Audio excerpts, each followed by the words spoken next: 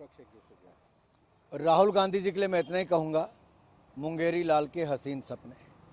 जनता ने जिनको 3 बार नकारा, अब वो गाली गलौज पर उतर आए हैं, ओछी राजनीति पर उतर आए हैं।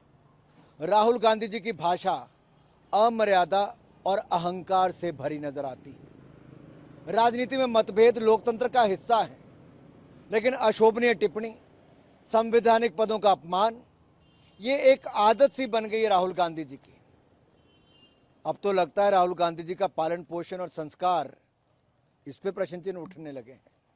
कांग्रेस की मानसिकता उजागर हो रही है। भारत की गौरवशाली राजनीतिक परंपरा रही है और इस गौरवशाली राजनीतिक परंपरा का अपमान बार बार कांग्रेस पार्टी के नेताओं ने किया, विशेष तौर पर राहुल गांधी जी ने किया है।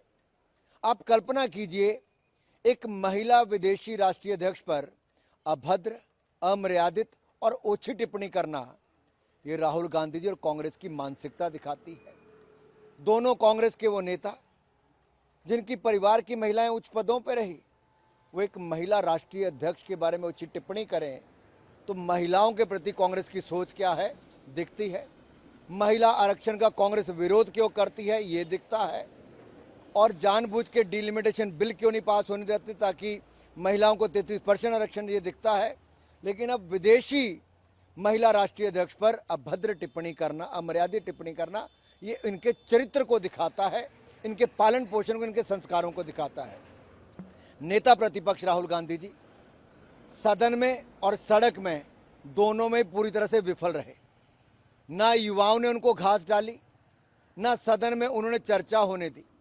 जब चर्चा हुई तो चर्चा में भी 2 शब्द पेपर लीक पर नहीं बोल पाए, कोई सुझाव नहीं दे पाए कि इसमें क्या बदलाव करना चाहिए। और अपनी सरकार में जब उनके कांग्रेस के शिक्षा मंत्री थे, जिनके समय 17 पेपर लीक एक राज्य में हुए, उसको कांग्रेस का राष्ट्रीय अध्यक्ष बना दिया। ये कांग्रेस है जो दूसरों को लेक्चर कुछ और देती है और स्वयं कुछ और करती है। लेकिन जो शब्द का प्रयोग, अमर्यादित भाषा और ओछी टिप्पणियां देश के प्रधानमंत्री और गृह मंत्री के खिलाफ की गई, ये राहुल गांधी की हताशा और निराशा को दिखाता है कि वो सत्ता से बाहर वो ऐसे दिखते हैं जैसे बिन पानी मछली तड़पती है, वैसे राहुल गांधी और कांग्रेस पार्टी तड़प रही है। इस बार मानसून सत्र नहीं चल पाया ठीक से।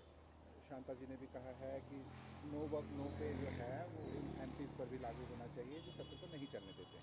मेरा सवाल केवल एक है, अगर अधिकतर सांसद सदन में मौजूद हो लेकिन राहुल गांधी जी सदन में ना आना चाहते हो, कांग्रेस के नेता चर्चा में भाग ना लेना चाहते, तो उसके पीछे कारण क्या था? कारण एक ही था कि चर्चा होगी तो कांग्रेस के परतें खुल जाएंगी, उनके भ्रष्टाचार की, उनके समय के पेपर लीक्स की, उनके समय के उन कांड्स की जो अब जनता की इस युवा पीढ़ी के सामने आने थे। इसलिए कांग्रेस कभी चर्चा ही नहीं चाहती थी। हमने कहा हम हर मुद्दे पर चर्चा करने के लिए तैयार हैं। जैसे ही नीट पर चर्चा हुई, कांग्रेस के 100 पेपर लीक्स के मामले सबके सामने आ गए और कांग्रेस के पास कोई जवाब नहीं था। हमने ये दिखाया कि हम कैसे 10 साल की सजा और 10 करोड़ रुपए का कड़ा दंड उन लोगों को देंगे जो पेपर लीक के मामलों में शामिल होंगे, लेकिन इस पे भी कांग्रेस का कोई सुझाव नहीं आया।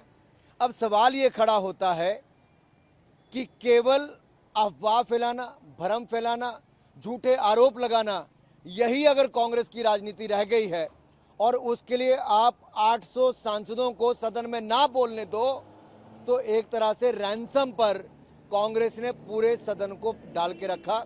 ये राहुल गांधी और कांग्रेस पार्टी का अहंकार खुलकर दिखता है। राहुल गांधी कांग्रेस लीडर को हक करते हैं और कहते हैं कि ये पीएम का विदेश नीति है और उनका स्टाइल। मैं इतना ही कहूँगा, अगर मोदी जी को दुनिया भर के नेता गले लगाते हैं तो ये भारत की स्वीकार्यता है, भारत का स्वागत है, इसलिए भारत का सम्मान दुनिया भर के देशों में बढ़ा है।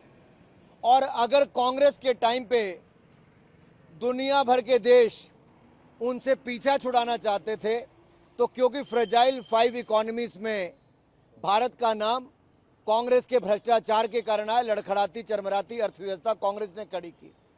दुनिया भारत को उस समय आकर्षण का केंद्र नहीं मानती थी, आज दुनिया भारत को आकर्षण का केंद्र मानती है।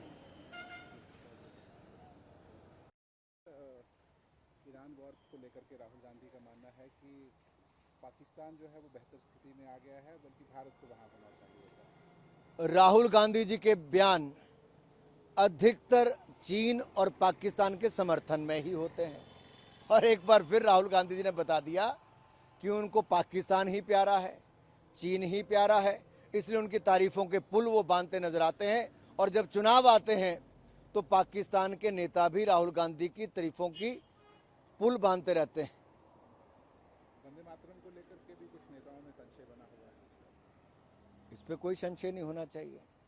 वंदे मातरम को उच्च स्थान और सम्मान नरेंद्र मोदी जी की सरकार ने दिया। बंकिम चंद्र चट्टोपाध्याय जी ने जो 150 साल पहले भारतीय गीत, हमारा राष्ट्रीय गीत जो हमें दिया है, उसको पूरा मान सम्मान कानून बनाकर हमने दिया है।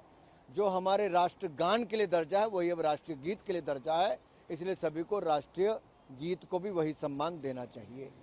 पंजाब के फॉर्मर डिप्टी सीएम जो थे सुखबीर सिंह बादल, उन पर हमला हुआ है महाराष्ट्र में। हम ऐसे कायराना हमले की निंदा करते हैं जो सुखबीर सिंह बादल जी पर हुआ है, और उनके जल्द ठीक होने की प्रार्थना भी करते हैं। और इतना ही कहूँगा, लोकतंत्र में हिंसा का कोई स्थान नहीं है, और इस तरह के बार बार हमले जो सुखबीर जी पर हुए वो दिखाता है कि कुछ लोग पंजाब में अशांति वाला माहौल पैदा करना चाहते हैं। अनुराग जी, मेरा आखिरी सवाल रहेगा, एयर इंडिया के एक पायलट को ड्रग अब्यूज में अभी हाल ही में पकड़ा गया है, वो उन्होंने ड्रग लिया। जांच चल रही है, जैसे उस पर जांच पूरी होती है नियम अनुसार कार्रवाई की जाएगी। तो आप भी फ्लाइट्स में आते रहते हैं, किसी तरह का डर का माहौल है? कोई डर का माहौल नहीं है।